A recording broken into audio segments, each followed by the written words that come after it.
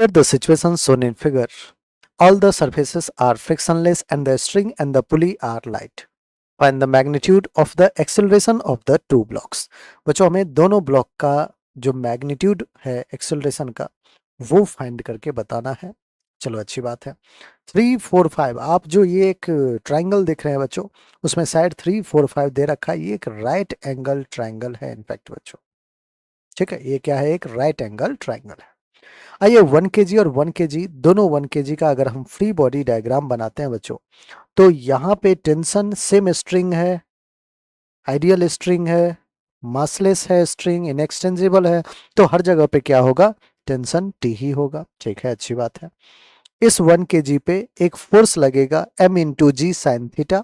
मास यहाँ 1 है, तो 1 into G sine theta will be G sine theta. इसको मैं थीटा 1 कर देता हूँ, इसको theta 1 and this one is theta 2। Again बच्चों इस 1 केजी को 1 इंटू जी साइन थीटा 2, ठीक है, तो G1 into G sine theta 2 एक ये फोर्स अलोंग द इंक्लाइन लगेगा। बच्चों नॉर्मल में भी नॉर्मल और mg cos थीटा 2 भी लगेगा, लेकिन सिंस जो मोशन है हमारा वो अलोंग द इंक्लाइन हो रहा है, तो इसलिए हम जो नॉर्मल कंपोनेंट है नॉर्मल टू द इंक्लाइन उसकी बात कर ही नहीं रहे हैं, उसकी हम फ्री बॉडी डायग्राम भी नहीं बना रहे। ऑलराइट, बहुत बढ़िया। अब बच्चों सिंस सेम स्ट्रिंग से कनेक्टेड है, तो लेट्स से ये 1 केजी ए एक्सेलरेशन से इस डायरेक्शन में जा रहा है, तो इस 1 केजी को उसी सेम एक्सेलरेशन ए से इस डायरेक्शन में जाना होगा। अप द इंक्लाइन, ये डाउन द इंक्लाइन आ रहा। ऑलराइट बच्चों, अब आइए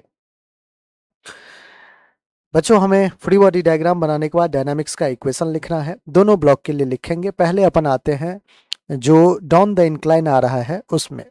डायनामिक्स इक्वेशन बोले तो net force is equals to mass into acceleration होता है बच्चों। फोर्स नेट, आइए इस 1 केजी की बात करते हैं। एक्सेलरेशन डाउनवर्ड डायरेक्शन में है, तो नेट फोर्स भी डाउनवर्ड डायरेक्शन में होगा। और कितना होगा बच्चों? जी साइन थीटा 1, उसको हम पॉजिटिव लेंगे। क्या उसके अपोजिट डायरेक्शन में टेंशन लग रहा है? बिल्कुल, तो माइनस का टी। क्या और कोई फोर्स है? नहीं है। Is equals to mass m that is 1 into acceleration that is a। आइए बच्चों वैल्यू पुट कर देते हैं, जी को जी रहने देते हैं। साइन थीटा 1, तो साइन थीटा 1 तो ये है बच्चों राइट एंगल ट्राइंगल है, तो आप कहोगे कि सर साइन थीटा 1 होगा परपेंडिकुलर अपॉन हाइपोटेनियस। थीटा 1 के सामने जो परपेंडिकुलर है वो है 4 और हाइपोटेनियस जो है वो है 5। So 4g/5 minus T is equals to A. This will be our equation number 1। Now इस 1 केजी जो down the incline up the incline जा रहा है उसकी हम फ्री बॉडी डायग्राम बना रखे हैं। हम डायनामिक्स का इक्वेशन लिखेंगे। बच्चों एक्सेलरेशन का डायरेक्शन में टेंशन है, टेंशन को प्लस लेंगे। माइनस का अपोजिट डायरेक्शन में जी साइन थीटा 2 है, is equals to mass 1 into acceleration A. चलिए वैल्यू पुट करते हैं, t minus g sine theta 2। अब थीटा 2 के सामने वाला जो है वो परपेंडिकुलर है, that is 3 upon hypotenuse will be 5 which is equals to 1 into a will be a. This will be our equation number 2। बच्चों आपसे पूछा क्या है? एक्सेलरेशन का मैग्नीट्यूड फाइंड करना। तो आप कहोगे कि सर बहुत आसान हो जाता है ना, जब भी हमारे पास दो इक्वेशन हो जनरली हम करते क्या है, मोस्टली हम यही करते हैं कि एडिंग इक्वेशन 1 एंड 2 कर लेते हैं। इक्वेशन 1 और 2 को ऐड कर लीजिए, आपका टेंशन गायब हो गया बच्चों। देखिए कैसे। पहला इक्वेशन है हमारा 4g/5 माइनस टी, प्लस का दूसरा इक्वेशन का एलएचएस है t minus 3g/5 which is equals to a plus A. RHS a plus A will be 2a।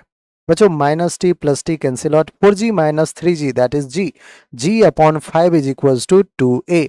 यहां से एक्सेलरेशन आ गया g अपॉन 5, पहले से था 2b आ गया, g/10 दैट इज जो रिक्वायर्ड एक्सेलरेशन है बच्चों वो क्या है? g upon 10। और यही हमारा बिल्कुल करेक्ट आंसर है।